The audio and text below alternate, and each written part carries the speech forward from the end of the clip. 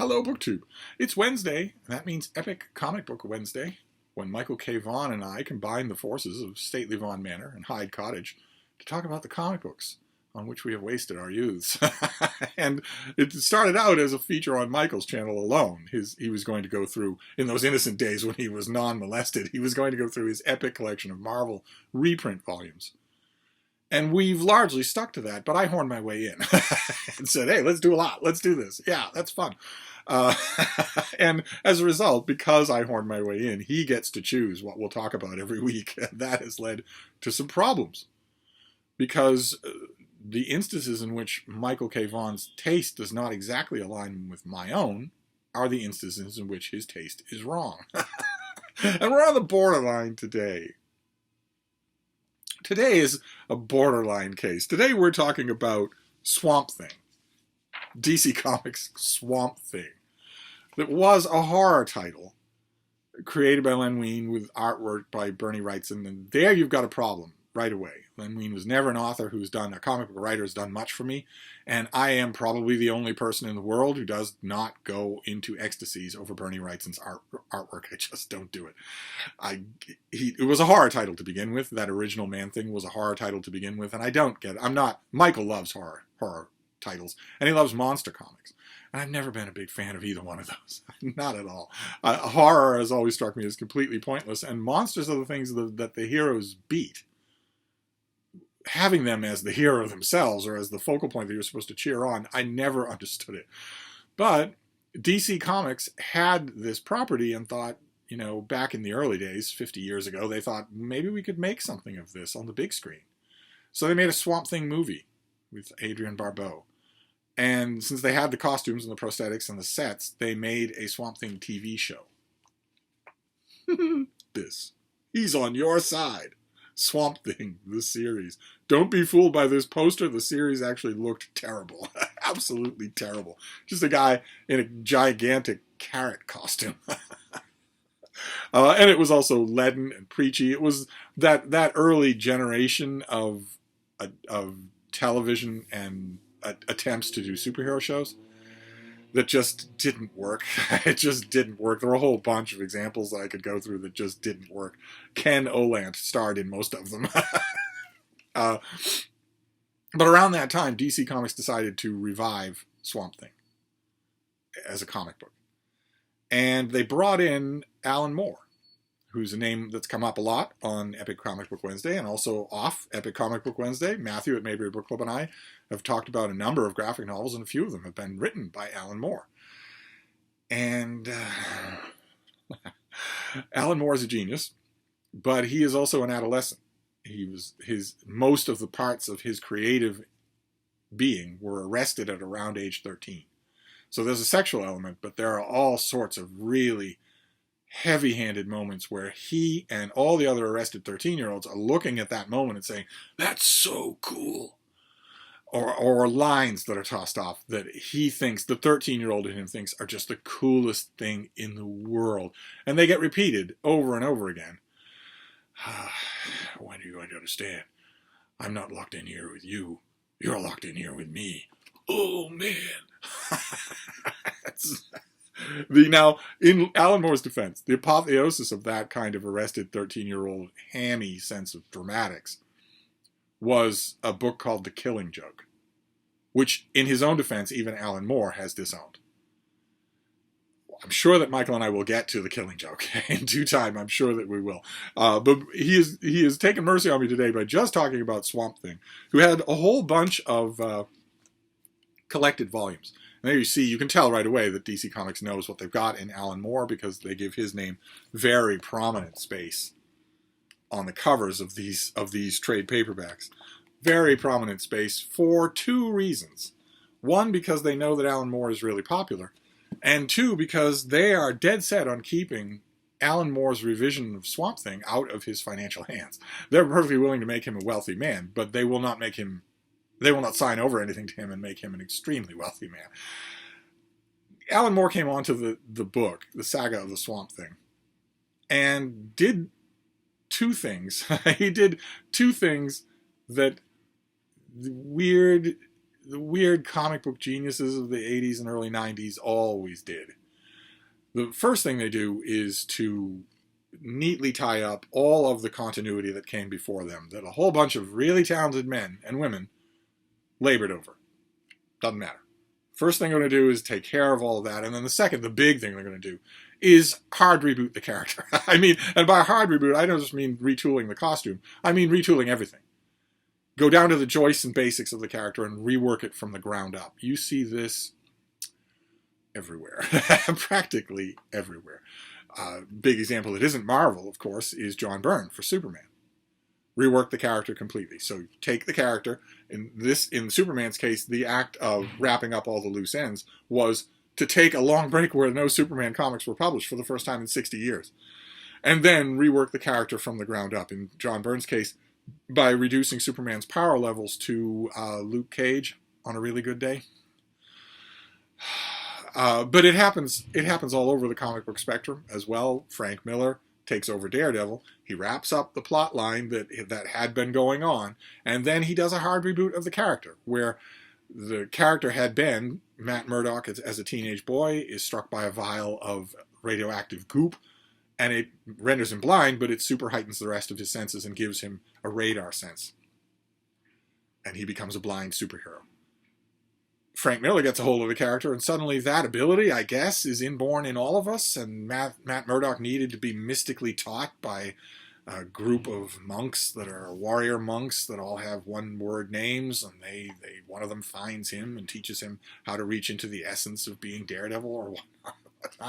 That it is very much the case in that revamping of Daredevil that mentor figure is not latching on to Matt Murdock because Matt Murdock has that radar sense and needs training to be a superhero. It's very much not that. It's very much that this guy could have brought that radar sense out of anybody. Or what's another example? Well, you get a hint of it. Frank Miller does it again. There's a hint of it with Batman in Dark Knight Returns. All of a sudden, we've got this monstrous, spectral, supernatural bat creature living in the bowels of the Batcave that imbues a young Bruce Wayne with a supernatural mission. that sort of thing. It happened. J. Michael Straczynski briefly flirted with it with Spider-Man. I don't know how many of you remember the plot line. It was drawn by John Romita Jr., so I ate it up. But it was a plot line involving a character named Ezekiel, and it very much dealt with spider archetypes. And Alan Moore did the exact same thing with Swamp Thing. The Swamp Thing's original origin story was that he was a scientist who gets imbued, he dumps himself with all sorts of prototypical chemicals, encounters some sort of mystic bayou energy in the swamp, and transforms into Swamp Thing, a towering creature encrusted with vegetables, speaks in a halting monotone, and has all sorts of nebulously defined powers. And in the course of that original incarnation, the human scientist merely wants his humanity back. The good, solid comic book thing.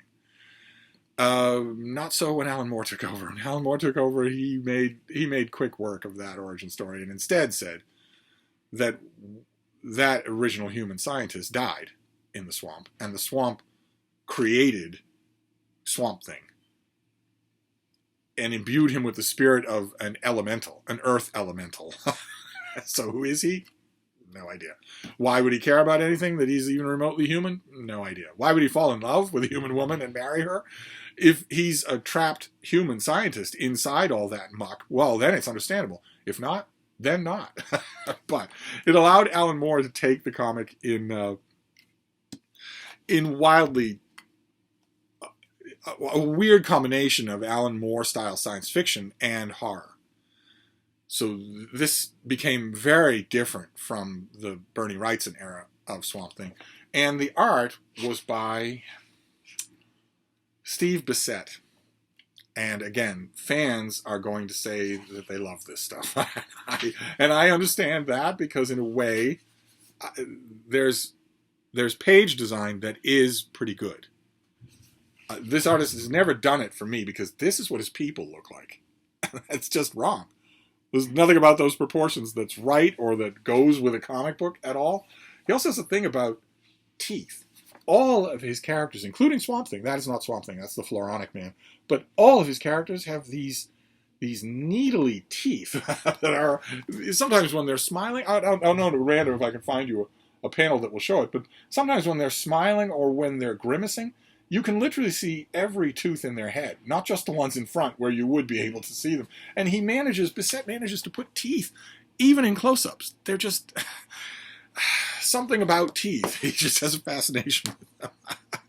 And I was getting these issues, and they weren't doing anything for me. I'd be willing to bet that Michael would agree. I bet this is the element on which we would agree. I'm sure he likes Swamp Thing more than I do. I'm sure he has $500 hardcover anthologies of Swamp Thing everywhere. I'm sure that he does. I'm sure that he likes the character and the run more than I do. But one place in which I'm sure that we would agree is that, like it or don't like it, you could watch this monthly Swamp Thing. Well, I don't think Michael was alive when this was coming out, or he was a tiny little baby. But I can speak for myself. You could watch this run as it was unfolding, and you could know this is great. I don't particularly like it, but it's great. If that makes any sense. I had that feeling about Swamp Thing. I had that feeling about Neil Gaiman's Sandman. I even had that feeling about Sandman Mystery Hour, about the original Sandman. Well, I was watching these things, and I was thinking, all right, this is really, really good. But I don't like it. Pretty much at all. It's pretty much at all. Alan Moore is worth reading. When he writes a comic, he's worth reading, but dude, never had much lower appeal for me outside of freakish one-shots like Arkham Asylum or the Killing Joke. Outside of things like that, he's never had much less appeal for me than when writing Swamp Thing, which is just a 13-year-old thinks it's cool moment after another. Not all of them make much sense. Not all of them are stitched together all that well. But every once in a while, the series would really rise to something that was not only,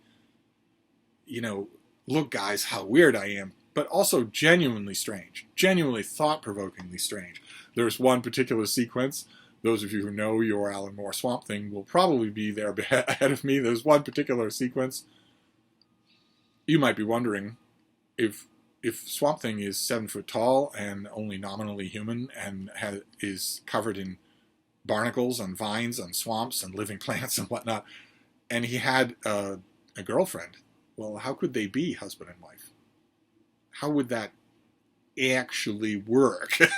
And Alan Moore, bless his weird, twisted heart, he gave us an imperishable sequence of panels where we learn how that would work. I read it. I thought, okay, the Comics Code Authority doesn't exist anymore, and the guy who's running the shop doesn't look inside the comics, and it wouldn't matter anyway. You could have Joe McCarthy reading this thing, and he'd never guess what he was reading. He'd never know. The comics fans all know, but he would never know that he's reading something unbelievably pornographic and slightly degenerate, slightly sick. That sequence is in one of these volumes. I think. I'm pretty sure that it is. I think it's in this one. But that penchant for epic storytelling also migrated to individual issues, not just arcs. And one of them really sticks out. One of them is, this is the only Swamp Thing that I was eager to get it on the newsstand. It's the only one that I regularly reread, and it's this. It's Swamp Thing Annual #2. That is a Steve Bissett cover. That is terrible. That cover is just awful. And the artwork in here, I don't get why Swamp Thing fans like this guy's artwork. Look at those teeth. Look at this. Just everybody has tons and tons of teeth. Why is that? You can't go a single panel without somebody flashing not just pearly whites, but 60 or 70 pearly whites at the same time. There's a grief-stricken woman. What's the thing you noticed? She's got a mouthful of choppers. Anyway, this is the story of a descent into the underworld. A descent into the afterworld, but then the underworld, where Swamp Thing goes to heaven and then hell in pursuit of the unjustly damned soul of his beloved. And boy, oh boy, does it work. This story. Boy, oh boy, does it work. It deserves to be anthologized. I'm not sure the rest of Swamp Thing does. I know a lot of fans will say, heresy. And of course, it's a winning property, no matter how DC... I think DC came out with, in addition to these these paperbacks, I'm pretty sure they've come out with gigantic, ornate hardcovers that aren't cheap at all, and come slipcases and everything like that. Probably Michael has them. His video will have them. I'm sure he has everything from Swamp Thing. He's just in the right demographic. But this, I'm not all that fond of the artwork. I think the artwork is kind of dumb, but Swamp Thing goes to the afterlife and meets a whole bunch of established DC characters. He meets Boston Brand, Dead Man, a terrific and unfortunately underutilized DC character, who is a ghost. He's dead. He was shot by a mobster, but he has the ability to, he sticks around. He wears a kind of costume, a really cool design costume. Watching Neil Adams draw Dead Man is a joy. And he can possess the bodies of people and walk around in them. And he can solve crimes that way. It's really interesting. His adventures are really interesting. I've been a fan of the character, and this is a bit of I've been imagined as a bit of a touchy subject for Michael K. Vaughan, because he has mentioned a few times that he doesn't really like it when a company's horror titles mix with their superhero titles. I think we were talking about Tomb of Dracula earlier this year, when he pretty much said that he thinks that the instant a superhero shows up, everything's ruined. And I would almost agree with that. I think that the crossover, the specific crossover that we were talking about at the time, where Dracula meets Doctor Strange, I don't think it was ruined. And I think he might agree with me that the main reason why it wasn't ruined is Gene Colan and Tom Palmer doing the artwork. They wouldn't, nothing, you could have Alice in Wonderland show up in there, it wouldn't be ruined.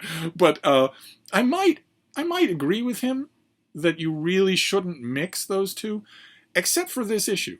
And this issue is entirely composed of Swamp Thing meeting characters who mix the world of superheroes with the world of horror effectively. Dead Man is one of them. The Swamp Thing meets Dead Man. Then he meets one of my favorite DC Comics characters, the Phantom Stranger. We don't know who the Phantom Stranger is. We don't know what he can do or what he can't do. But everyone in this issue knows him. Everyone in heaven, everyone in the in-between realms, everyone in hell, everyone knows him. None of them know who he is. None of them. He's an unknown quantity to all of them. But he had his own comic for a long time. DC might have collected it. I don't know. It was really great Jim Aparo artwork. Jim Aparo really at the peak of his powers for the Phantom Stranger. That comic was really, really good. I don't know if DC's collected it, but I loved it. I have all of those issues. And the Phantom Stranger has also made frequent appearances in the Justice League. He is an unofficial member, or at least in the pre-revamp, pre-Twitter. He was an unofficial member of the Justice League. He, I think, corresponds between those two worlds pretty effectively. It's no big deal. Back in the old days, it was no big deal if Superman, for instance, had a regular team-up comic called DC Presents, where he would team up with a different character every month. I loved that comic. Got it all the time. Got every issue of it. And it was no big deal for him to team up with Phantom Stranger. Phantom Stranger showed up in that book a few times. Same thing with Batman. Batman had his own team-up book, The Brave and the Bold. Phantom Stranger would show up there on a regular basis. Same thing is true with this character. The Demon Etrigan, creation of Jack Kirby alone. But a more effective creation of Jack Kirby alone than almost anything else that he created. A demon who speaks in rhymes and breathes fire. And that I didn't at first expect would show up in this issue. I mean, I knew that he was going to be there because I see him on the cover, but I didn't think he was part of this complicated theology that Alan Moore creates for this issue. And going back the furthest, the oldest character of all that mixes the world of supernatural and superhero is this guy, the Specter, who was a 1940s superhero. He was on the Justice Society of America, even though he was the personally anointed avenging angel of God and had unlimited abilities. I am still waiting for somebody to write a Justice League novel or a Justice League series that really makes the most of the potential in that lineup, in the lineup of that team. There have been, don't get me wrong, the Justice Society has had many, many great comic book runs. And just today is New Comic Book Day. That's why Michael and I do these videos on Wednesdays. Just today is the first issue of Justice Society of America. A new storyline. Who knows what it will be? Who knows how badly it will be infected by SJW politics? Probably entirely. But I'm still going to give it a try. Anyway, I couldn't pass up a JSA #1. But the thing about the JSA was that the Specter wasn't the only weirdly off-the-charts anomalous character. There was a kid named Johnny Thunder who could summon an eldritch thunderbolt, a sentient being, a sentient thunderbolt that could effectively do anything he told it to do. Never learned an ultimate limit to Johnny Thunder's thunderbolt. Never learned its actual nature or what its relationship to him was. Never learned if it could do anything on its own apart from him. But it was effectively all-powerful. Also sitting at that table was Dr. Fate, whose powers were basic. He was not only physically invulnerable, but his mystical powers were basically unlimited. And so on and so forth down the line. I mean, it's Johnny Thunder, the Specter, and Dr. Fate that are the real X factors at that Justice Society table. But I would argue that the original Alan Scott Green Lantern is almost as big an X factor. Who knows what his limitations are? Aside from wood. His ring couldn't affect anything wood. But aside from that, who knows? It's not the same kind of ring that Hal Jordan has, so who knows? How weird it must have been to sit at a round Justice Society meeting table with the Specter. Now, the standard attempt that has been made to explain that, the Specter was originally a police hero, a police officer named Jim Corrigan, who died and became the Specter. And the idea has been, the sort of informal idea to smooth the continuity has been that during those original Justice Society World War II years, Jim Corrigan was still very much dominant. So that's why he seemed like a much more human superhero. That would be great. I'd still love to see somebody write it that way. That would be fantastic. I don't even know who owns the rights to... There was a World War II character named Kid Eternity, big favorite of mine, who also died and came back with a guardian angel and had the ability to summon the dead. And it isn't all that clear. It really is. His ability isn't really all that clear. We know that much like Billy Batson with his one magic word, Kid Eternity has to say the word eternity in order to summon the dead. So he can't do it if he's gagged, for instance. But if he can, if he's not gagged, well, can he summon 1 million people? We don't know the limits of his powers. We don't know at all. And I don't think anybody has the rights to Kid Eternity anymore. That's a shame. But the Specter is in here in this issue. And in this issue, he is, if that was ever the explanation for his humanity, it's long gone in this issue. He is as alien a being as possible. And when the Phantom Stranger is walking, he's walking in the dark with Swamp Thing and talking to him about how they need permission to descend into the lower realms where they think Swamp Thing's wife has gone. And this is worth quoting because this still gives him, this moment is perfect. It's a perfect example of what Alan Moore really does well, this kind of moment. The Swamp Thing asks for permission. We need permission. The Phantom Stranger says, of course. The ordered universe is but a microscopic bubble in an ocean of seething madness. The forces beyond this point are not likely to be disturbed. Thus, there is one who is appointed to this dismal territory as a sentinel, though often his duties take him elsewhere. He is here now. And Swamp Thing's looking around in the dark and says, but there is nothing but blackness. And the Phantom Stranger says, the blackness is a part of what he is. Now prepare yourself as he reveals the light. And we see a light growing there. And Swamp Thing asks, that band of whiteness growing wider. Stranger, what is happening? And the Stranger says, happening? Can't you guess? He's opening his eyes. And there they are, right there. That is awesome. Absolutely awesome. I admit that for all the hamminess that Alan Moore can bring to a comic. That is awesome. And Phantom Stranger acquaints the Spectre with the problem. This woman has been falsely damned. We are here to save her. And at first the Spectre says, well, no, you can't. It's already been written. Her fate is decided. If you bring somebody back from the dead, you make a mockery of life and death.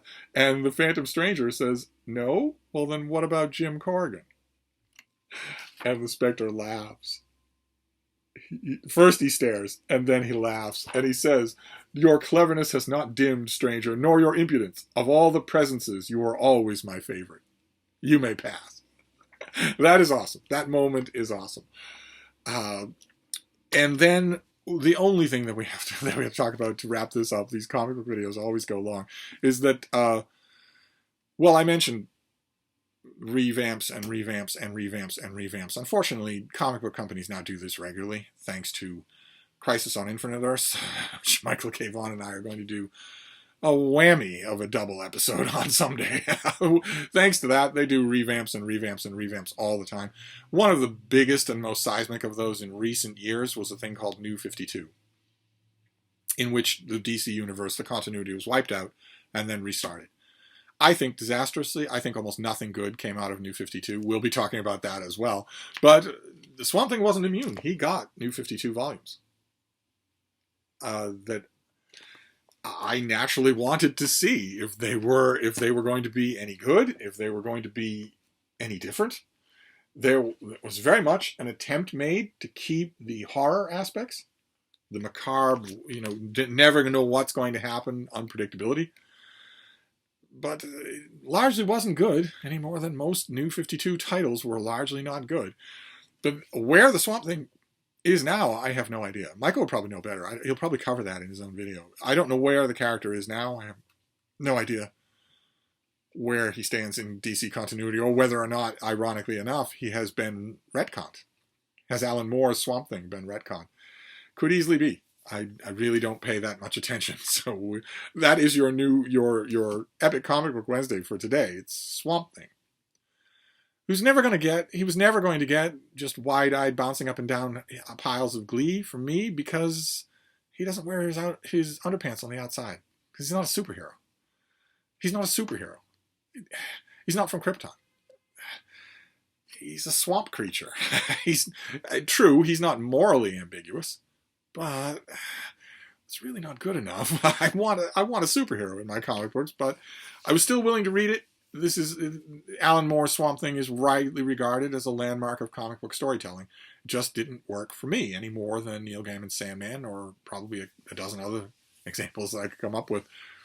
So that's it for this week, and we'll see what Michael comes up with next week. You had a barn burner last time because he loves The Flash and I hate The Flash. This is different. I'm pretty sure that he not only recognizes the importance of Alan Moore's Swamp Thing, because there's really no point in talking about Lin Wein's Swamp Thing or even Bernie Wrightson's Swamp Thing. There really isn't any point. You can. I'm sure that he has. If there's a volume of those, I'm sure that Michael K. Vaughan has it. But there's really no point in talking about those when Alan Moore does a job like this in revamping a character, it becomes this legendary. That's really what you're talking about.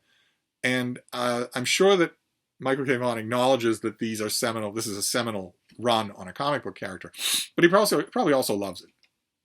So we're not quite fighting. We're not quite disagreeing this time. I recognize its importance, but I don't love it. There are plenty of characters and runs out there that we are in complete agreement on. We recognize that they're important, and we also love them. And then there are plenty of things where we completely disagree. This is right in the middle. We'll see what next week brings. You can rejoin us then. Thank you, BookTube.